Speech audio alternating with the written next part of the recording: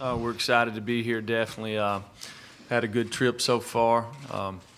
Our kids have done an outstanding job in the last 2 to 3 weeks in our preparation. It kind of goes to show you got these guys up here. We've got really good leadership on this team, especially on the defensive side, and they've made our job really easy. They've done an outstanding job over the course of the year.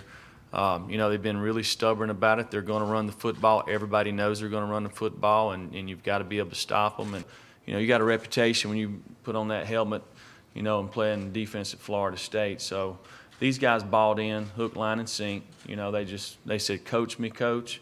We worked at it. It was a work in progress. It took us a while to get to where we wanted to be. And we're still working every day. Nothing's changed with us. One of them would be Jimbo Fisher, obviously, and it's because of the familiarity, the type person that he is. When you come in our program and you walk around just the hallways at Florida State and you see how our players respond to our head football coach, you want to be a part of it. We can draw on our past experiences, knowing what we need to do, what not to do, but at the end of the day, it's going to be a new game. It's going to be about who plays the best for, those 60 minutes, on the 6th. So we just got to be able to, control what we can control and get our guys in position to have success. We know they do some great things over there. They got a good quarterback that can throw it around. They got a great receiver. But, we also have a lot of confidence in our defense. So we're ready for the matchup, and that's what we want. For a secondary, we just make sure that we're always running back to the ball. We make sure we get to every play. You never know when the tackle's going to be missed. And coaches always talking about peppering the ball carrier, and that just means just everyone getting to the ball and hitting. You never know who's going to slip out of there. The leadership kind of rose to the top, and that's when I feel like we started to kind of mold together. It didn't take us long to figure out that our offense was going to score points, and in order for us to win games, it was really on us. We're going to fight. No matter what, we're going to fight, and that's the way that we practice. We compete so hard against each other in practice, and we've been down before. We was down Boston College. They were up big on us. We could have easily gave up and turned the season in then, but, guys going to fight. They're really good up front, and the quarterback, he's so fast. He has the ability to get to the edges of defenses, work up to the second level. And the running back, you can't tackle him one-on-one. He's going to make the first guy miss.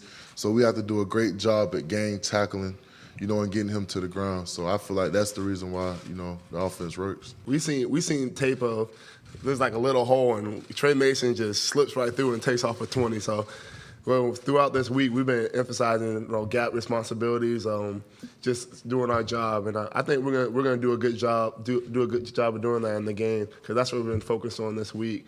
So I think we made up our mind then and there that we're just gonna lock in, focus in, and execute our defense. And I think after that game, we did a good job of responding to the leaders and our coaches on the team, and we just took off from there. We've been in games in the past that we had to fight to win, and we understand and we know what it takes, to have to push through, and to finish strong.